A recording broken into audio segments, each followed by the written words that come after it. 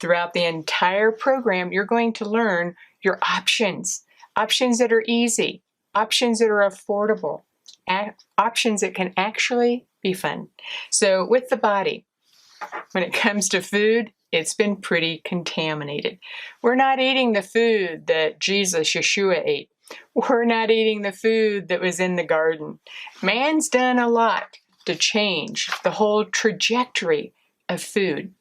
Most of the time now, it's not meant to nourish us, it's convenience. It's putting it in a package. And you know, much of the food that's in little packages, kind of like coffins, it's dead stuff. And dead stuff won't produce life. Later on, there's an entire teaching on eat more of what God's created and less of what man has made. And I'll go through exactly those foods that are so commonly consumed today that aren't helping you with your health.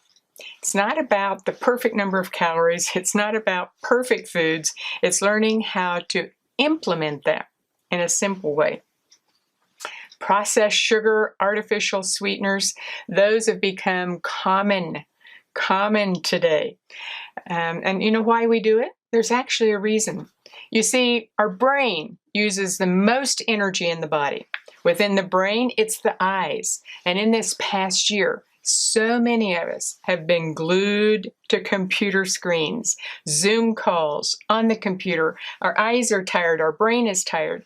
The brain needs energy. So what are we going to crave? Sugar, because it's a boost of energy, and then we crash. So you're going to be able to discover ways, what are the options? What else can you do? And how can you restore that loss of energy? But there's a reason why you crave it. There's a reason why we eat it, because it's cheap to manufacture. And throughout Hope, you're going to discover your options. Hydrogenated fats. What does that look like? Margarine and shortening and vegetable oils and canola oils. Why? Because it's cheap to manufacture. It's used in most restaurant foods. It's used in packaged foods. So you're going to need to learn to read labels.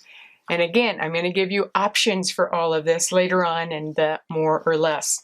But those fats impact the body in so many ways. Good fats, good oils are so rich in nutrition for the body. So we don't want to get rid of fat. We want to get rid of the hydrogenated fats, partially hydrogenated fats. And we want to increase the intake of our good fats. Our brain loves fat.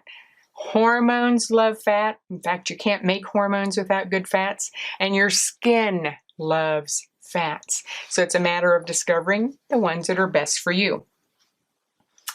Commercial meats and chicken and farm-raised fish.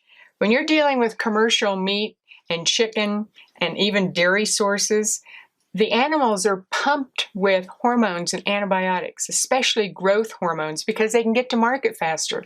You see, over here, the enemy uses money and greed to contaminate and compromise the food source that God gave us.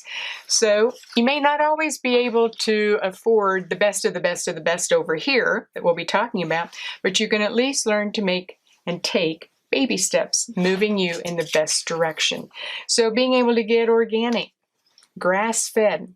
When you discover grass-fed or pasture-raised cows that produce butter, it's just heavenly. It tastes so good. Your brain will go, oh, I like that. And the same is true when you're having grass-fed meats, when you're having free-range chickens, free-range organic eggs. They taste different. They taste delicious. And your food just gets better and better. And pretty soon you think you're a master chef.